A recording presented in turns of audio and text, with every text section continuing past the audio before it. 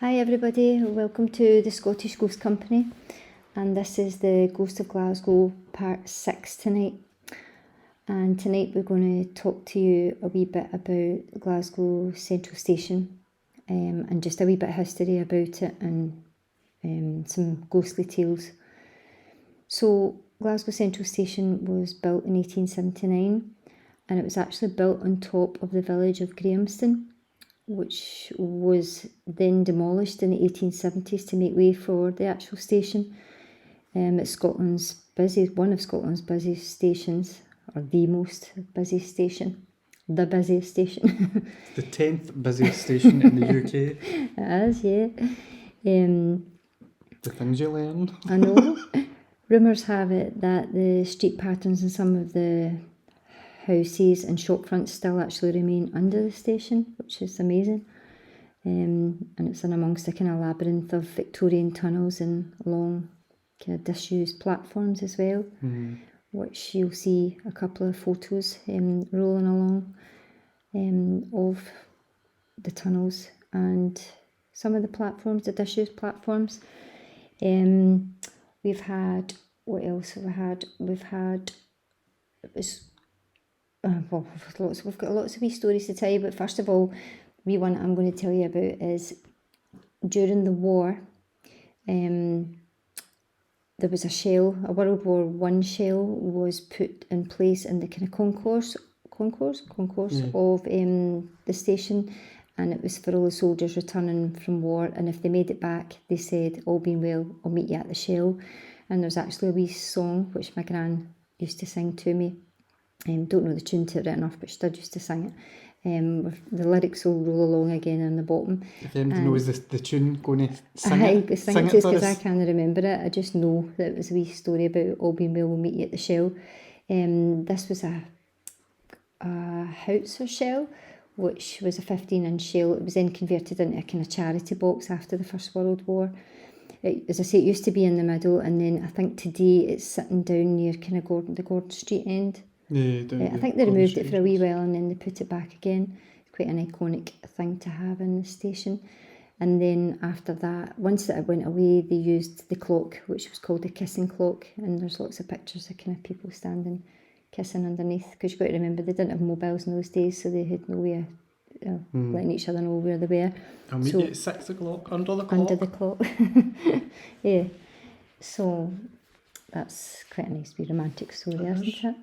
The roof itself, the actual entire station was painted black, wasn't it? Yeah, the glass roof, they painted it black so that the light from the station wouldn't be visible to the Luftwaffe bombers during World War II. So they painted the entire glass roof black. After the war, they discovered that they couldn't get the black paint off. So really fascinating to me is that the black paint from the war remained on that roof until 1998, when they started replacing all the glass sheets. Even more fascinating, they couldn't get it off. Especially the Glasgow weather, it never came off. A lot of kind of famous travellers and guests have kind of travelled through the station, including Winston Churchill, Bob Hope, Frank Sinatra, JFK, and even the Queen herself. Big HRH. And good old Laurel and Hardy. And Laurel and Hardy actually arrived in the station in 1932, and I think they were met by thousands of fans. And when they got off the train, all the fans started whistling the wee tune, which I hope you can hear over my voice. Which would have been amazing. And then I think they got absolutely mobbed, and I don't know who it was, whether it was Stan or Laurel. Same person, Stan. Aye. One of them anyway got their clothes ripped and they got their shoes damaged, and somebody stole one of their watches, which is a shame in amongst all the chaos. Welcome to Glasgow. I know, it's terrible. It's a shame. So we will toodle on to, before we toodle on to the ghosts, the station itself is actually connected to the Great Train Robbery, because the train that was involved in that actually left or departed from Glasgow Central. It was en route to Euston. And then it got robbed. And then it got along robbed the line. somewhere. Yeah, I'm not exactly sure location where, but yeah, That's mad. That's its link to Glasgow Central. And now we'll go on to tell you a little bit about the ghosts. Yes, just one more famous person. Did you know this interesting wee factoid that the first ever long distance television transmission was made to the Grand Central Hotel, which is the hotel in Central Station, by John Logie Baird on the 24th of May 1927. Wow. I know, I think that's fascinating. Yes. My granny was born in 1927. Oh, was she? So when she was born, they were inventing the television. And she missed out. That's a shame. So the ghosts, there are quite a few recorded ghosts and sightings. Central Station is quite active. So the first ghost, which is quite frequently recorded, is a little girl who is seen, and she's wearing old style clothing, and she's normally seen under the station, so I'm assuming that means that she's in the disused area or in the lower level platforms. Another one is a man described as looking like an undertaker, and he's wearing a top hat and has been seen often on the underground platforms. Now, the thing is, I used to work in Central Station years and years and years ago, and I actually saw that man. I don't know whether I saw him psychically or whether I saw him as an apparition, but he was on the concourse. He was walking along the edge of the concourse, and he had a cane. And going by the description of it looks like an undertaker, I'm pretty sure that's exactly how I described him at the time, as looking like an undertaker. Oh. You know. Was it not used? Was it the mortuary? Was it not? Oh, aye, that's right. Another wee fact is that underneath Central Station in the lower levels, it was used as a makeshift mortuary during World War One. I wonder if it I came wonder from if there. he's connected to that. Might be. That's really interesting. A lot of the mediums and psychics who have been underneath there have smelt decaying flesh and blood down there. Another spirit who I saw when I worked there and is quite widely reported as well is the spirit of a caretaker. And when I saw him quite frequently behind the shops. Now, where the shops are in the station, there is a service corridor between the shops and the sandstone wall, exterior wall, and so you've got the back doors of the shops on one side, and then you've got the doors to the stock rooms on the other side, and I would see him quite frequently walking along that corridor, and I remember quite a few times actually going into the stock room, and the stock room was either unlocked or the caged doors in the stock room were wide open, or the boxes would be moved about and it would be quite untidy, and it was never ever left like that. So it's quite interesting, and I know a couple of the other shops, some of the staff had seen him.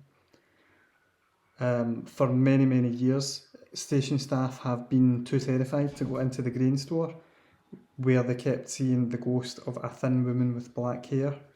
I've never heard of that, but it's seemingly that's quite widely reported in the station as well.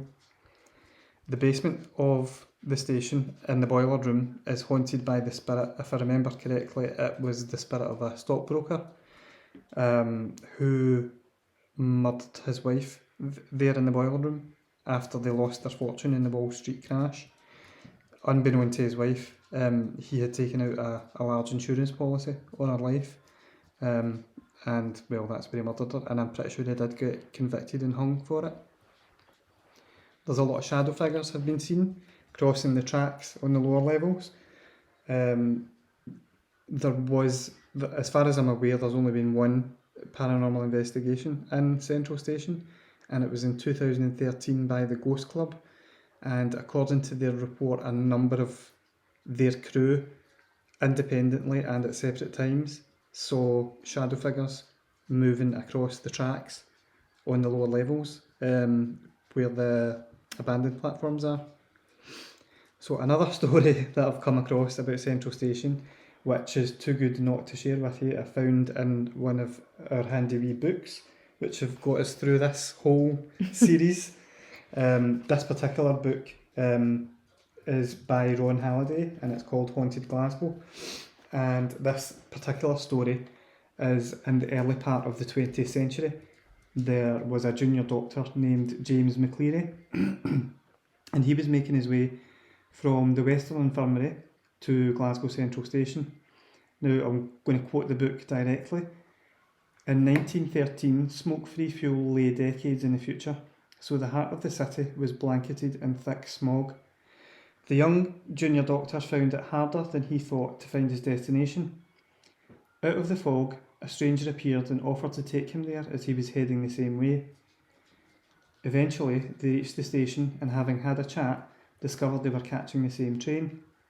So they sat together, still talking as the train pulled out of the station.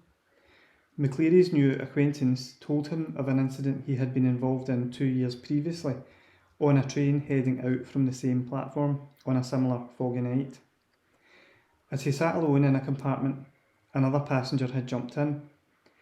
McCleary's companion told him that on that night he was carrying several £100 in a briefcase and was immediately wary of the sudden new arrival. So he's talking about 2 years previously. Caution that was quickly proved correct when the man took out a knife and demanded that he hand over the money. A struggle followed. McCleary, the doctor, naturally assumed his companion had beaten off his attacker, but was shocked when the other guy replied, "No, he stabbed me in the heart and killed me," and the guy immediately disappeared. So it turns out that there is actually a criminal case linked to this, and it happened in February 1911. A man called Patrick Noon, a 27-year-old warehouse man from Govan, was executed at Barlinnie prison. He had been found guilty of murdering businessman George Ferguson on the Glasgow to London Euston train. Mr. Ferguson's body was discovered when the train stopped at Motherwell. So it's really interesting that there is a case, an actual case to back up that story. That young doctor's story, and that story actually comes from the train station porter. So he's been there when that happened and translated it to Ron Halliday in this book. It's interesting, isn't it? I find it really interesting that they were walking and interacting and talking. Excuse this cat. She does this deliberately every time we record something. She starts meowing. That's interesting. Well, I think that just about wraps up our stories for the Glasgow Central Station. Yes. We're trying to keep it kind of short. So that our boring voices don't bore you to death. And I think hopefully we've only got another couple of weeks left. Next week, I'm not quite sure where we'll be next week. We were going to step out of Glasgow, then it wouldn't be the Glasgow Ghost Stories, I know, but we'll find somewhere. We'll find somewhere to go. So, anything else you want to add? Just a few years ago, I think, Glasgow Central Station started doing walking tours of the abandoned platforms and stuff. So it's the first thing we're going to do when lockdown lifts and the tours start again, is we're going to book on. It looks really interesting. It looks amazing. Definitely. We'll maybe even write them a wee letter and see if we can investigate and if you're listening, could you get in touch? And Yes. If Glasgow Central Station manager is listening, can you please get in touch with us? We would love to come and visit and do an investigation. So yeah, get in touch. So I think we'll close it now.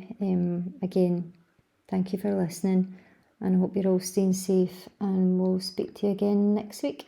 Yes, stay safe. Yes, stay safe. Good night. Bye. Bye.